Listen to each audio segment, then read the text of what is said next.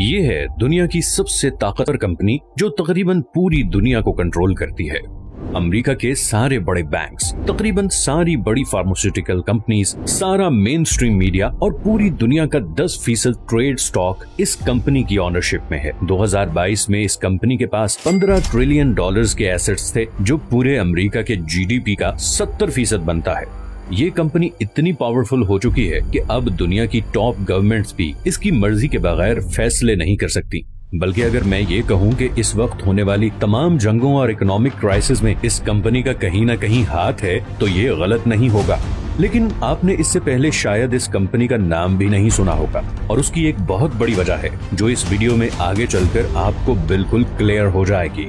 और ये भी कि कैसे एक कंपनी अब पूरी दुनिया को अपने कंट्रोल में लेने जा रही है, जिसके कॉन्सिक्वेंसेस शायद इतने खतरनाक होंगे कि आप सोच भी नहीं सकते। लैरी फिंक इस कंपनी का सीईओ शायद इस वक्त दुनिया का सबसे पावरफुल इंसान है। लेकिन लैरी आखिर है कौन और कैसे ये इतना पावरफुल बना कि आज दुनिया में होने वाले हर वाक़े में डायरेक्टली या इनडायरेक्टली ये और इसकी कंपनी इन्वॉल्व होते हैं। लैरी 1952 में लॉस एंजलिस की एक अमीर फैमिली में पैदा हुआ। लैरी के मुताल्लिक कहा जाता है कि he was always hungry for power, और इसीलिए उसने अपने करियर की शुरुआत पॉलिटिक्स से की। लेकिन इसको जल्द ही एहसास हो गया कि असल ताकत पॉलिटिक्स में नहीं बल्कि पैसे में है। इसीलिए लैरी ने पॉलिटिक्स छोड़कर 1976 में न्यूयॉर्क में फर्स्ट बॉस्टन नामी एक इन्वेस्टमेंट फर्म में एज अ सिक्योरिटी ट्रेडर अपने करियर की शुरुआत की। चंद ही सालों में लैरी इस कंपनी का हाईएस्ट अर्निंग एम्प्लॉय बन चुका था।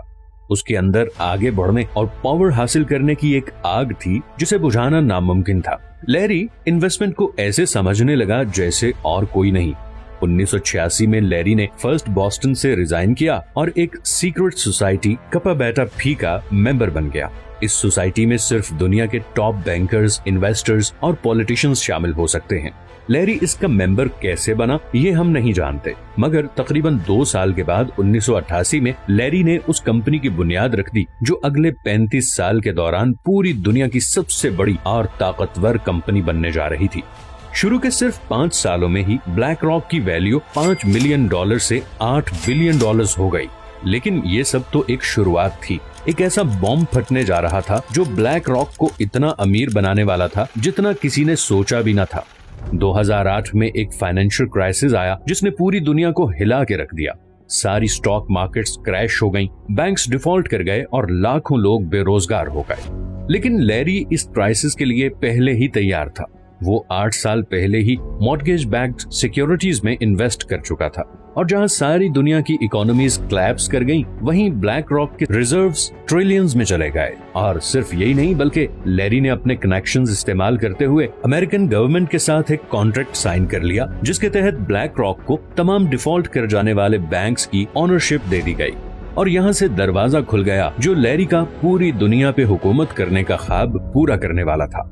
अगले 10 सालों में ब्लैक रॉक अमेरिका की सबसे बड़ी एसेट मैनेजमेंट कंपनी बन चुकी थी, और आज की तारीख में दुनिया की तमाम बड़ी इंडस्ट्रीज में ब्लैक रॉक के शेयर्स हैं, चाहे वो मीडिया, बैंक्स, ऑयल या फिर हथियार बनाने वाली कंपनीज हों। इसके अलावा सारी बड़ी टेक सोशल मीडिया कंपनीज जैसे कि गूगल, फेसबुक, ट्विटर और अमेज़न वगैरह में भी सबसे बड़ी इन्वेस्टर ब्लैक रॉक ही है। और आसान जबान में इसका मतलब ये है कि ये तमाम कंपनीज कोई भी डिसीजन ब्लैक रॉक की मर्जी के बगैर नहीं ले सकती। दूसरी तरफ ब्लैक रॉक ने एक ऐसा प्रोग्राम तैयार किया है जो उन तमाम इन्वेस्टमेंट्स को एनालाइज करता है जो फ्यूचर में उसे प्रॉफिट दे सकती हैं। इस प्रोग्राम का नाम है अलादीन। अलादीन इस वक्त दुनिया में $20 ट्रिलियन के एसेट्स मैनेज कर रहा है। $20 ट्रिलियन, ये पूरे अमेरिका का जीडीपी बनता है। यहाँ ये भी सवाल पैदा होता है कि प्रोग्राम इतना सही से फ्यूचर कैसे प्रेडिक्ट कर लेता है। इसका जवाब यह है कि अलादीन के पास उन तमाम लोगों का पर्सनल डाटा है जो उन बैंक्स, मीडिया, फार्मा और ऑयल कंपनी से जुड़े हुए हैं। ये इतना ज्यादा डाटा है कि फ्यूचर में इकोनॉमी में क्या होने वाला है, इस सॉफ्टवेयर के लिए वो प्रेडिक्ट करना कुछ ज्यादा मुश्किल नहीं रह जाता। बल्कि कुछ एक्सपर्ट्स तो ये भी कहते हैं कि इन क्राइसिस को क्रिएट करने में ब्लैक रॉक का बहुत बड़ा हाथ होता है, क्योंकि वो अपने एनालिसिस से ये ऑलरेडी जान चुकी होती है कि किसी भी क्राइसिस से उनको इतना प्रॉफिट होगा। अब अगर आप ये सोच रहे हैं कि ब्लैक रॉक के बारे में आप या दूसरे लोग इतना क्यों नहीं जानते, तो इसकी वजह यह है कि ब्लैक रॉक चाहती ही नहीं कि कोई उसके बारे में कुछ भी जाने। हालांकि दुनिया का तकरीबन 90% main stream media black rock control करती है और किसी न्यूज, मैगजीन या पब्लिकेशन में फीचर होना उसके लिए क्या मुश्किल है। इस गुमनामी की एक वजह यह है कि ब्लैक रॉक के मकसद की राह में एक ही चीज रुकावट बन सकती है और वो है स्कैंडल्स। जब कोई ब्लैक रॉक के बारे में जानेगा ही नहीं तो स्कैंडल किस चीज का। अगस्त 2020 में ब्लैक रॉक दुनिया की वो वाहिद फॉरेन कंपनी बन गई जिसको चाइना के म्यूचुअल फंड्स में इन्वेस्ट करने की इजाजत मिल गई। दुनिया और खासकर अमेरिका की किसी भी कंपनी को चाइना के म्यूचुअल फंड्स में इन्वेस्ट करने की इजाजत नहीं। जानते हैं ब्लैक रॉक ने सबसे पहले कौन सी चाइनीज कंपनी में इन्वेस्ट किया? हाइक्यूविजन में।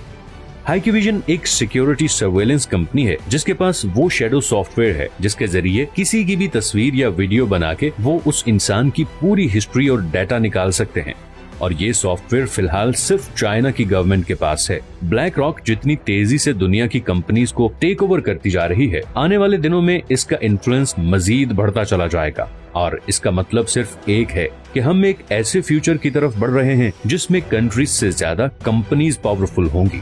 हमारी पॉलिटिक्स, सोसाइटी और कल्चर वोट्स नहीं बल्कि इन्वेस्टमेंट बोर्ड्स कंट्रोल करेंगे, और ये सब सिर्फ एक कंपनी और एक इंसान के कंट्रोल में होंगे। सिर्फ एक कंपनी और इंसान के पास इतनी पावर और कंट्रोल कितना खतरनाक साबित होगा, ये तो वक्त ही बताएगा। अगर आपको ये वीडियो पसंद आई है तो इसे लाइक और चैनल को सब्सक्राइब जरूर कर दें। मैंने अभी बहुत से इंटरेस्टिंग टॉपिक्स पे वीडियोस बनानी है, तो आपकी सपोर्ट बहुत जरूरी है। और अगर आपके पास कोई सजेशंस हो तो कमेंट्स में जरूर बताएं। अपना ख्याल रखिएगा, मिलते हैं नेक्स्ट वीडियो में।